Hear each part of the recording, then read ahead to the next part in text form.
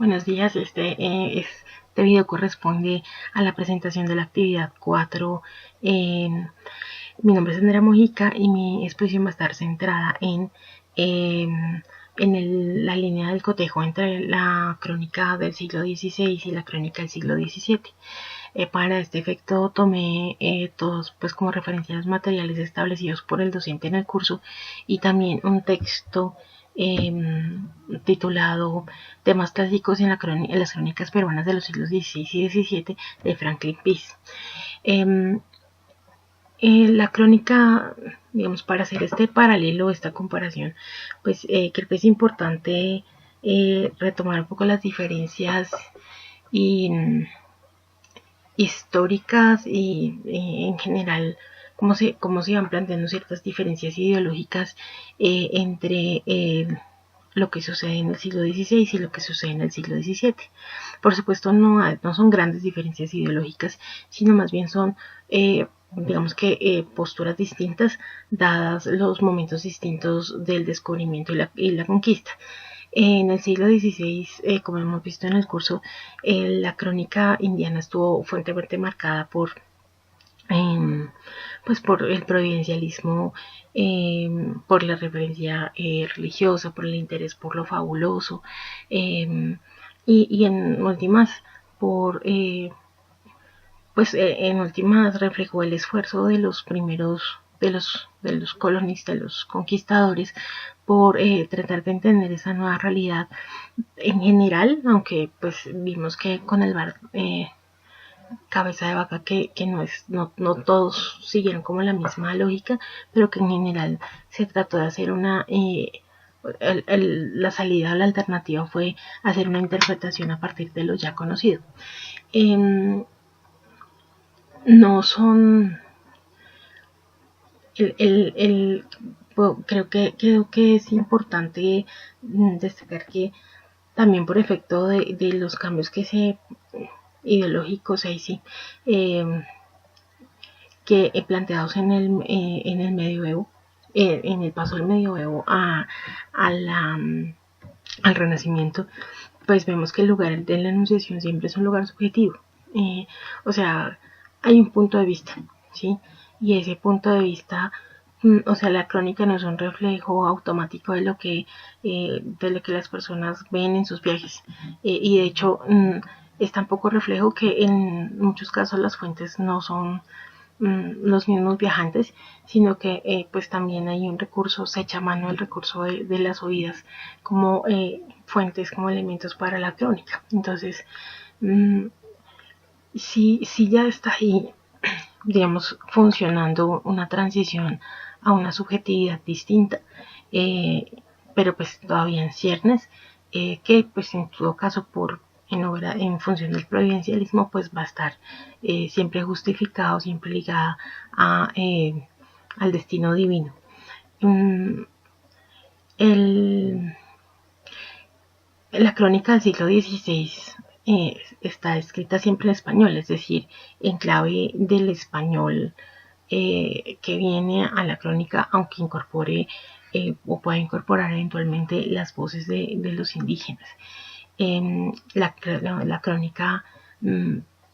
siglo XVI también puede ser considerada como la revitalización misma del género crónica, pero también vemos ahí cómo empieza o cómo se empieza a perfilar la oportunidad de vincular o de combinar o de traer géneros pues como la picaresca o sobre todo más que la picaresca como las novelas de caballería, que pues también van a ser un referente estilístico ahí. No hay que olvidar también que la crónica del siglo XVI pues tiene fundamentalmente un sentido político, no solo porque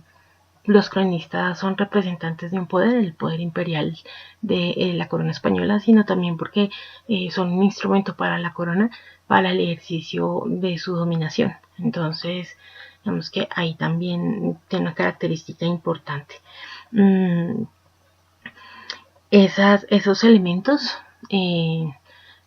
digamos que algunos se van a mantener y otros van a diferenciarse un poco en la crónica del siglo XVII. En general, los autores revisados en las lecturas coinciden en afirmar que en el siglo XVII pues hay una madurez en la crónica y que definitivamente vendría siendo el siglo de oro de la crónica indiana.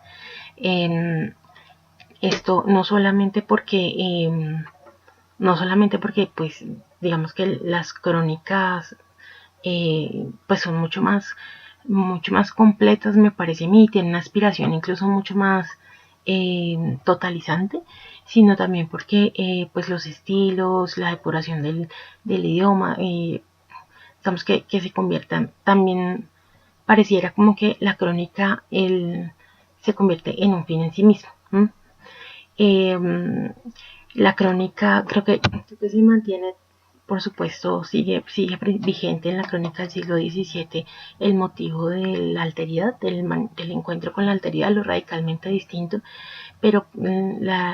digamos que ya la postura es diferente, no solamente porque ya no es solo el español el que cuenta la crónica o el que hace la crónica, sino que se introduce de manera importante la figura del mestizo. Y ahí la crónica vehiculiza una discusión fundada a uno y otro lado del Atlántico sobre el sentido, las bondades o las malignidades del mestizaje, pero pues ya cuando se ha producido. Que eso pues digamos en Garcilaso y en Guacamán se ve claramente. En el caso, digamos, claro, subyace hay una reivindicación con respecto a la dominación y la conquista española, pero pues sí, digamos que son cuestiones centradas en el mestizaje como salida al encuentro con la alteridad, como respuesta a la alteridad.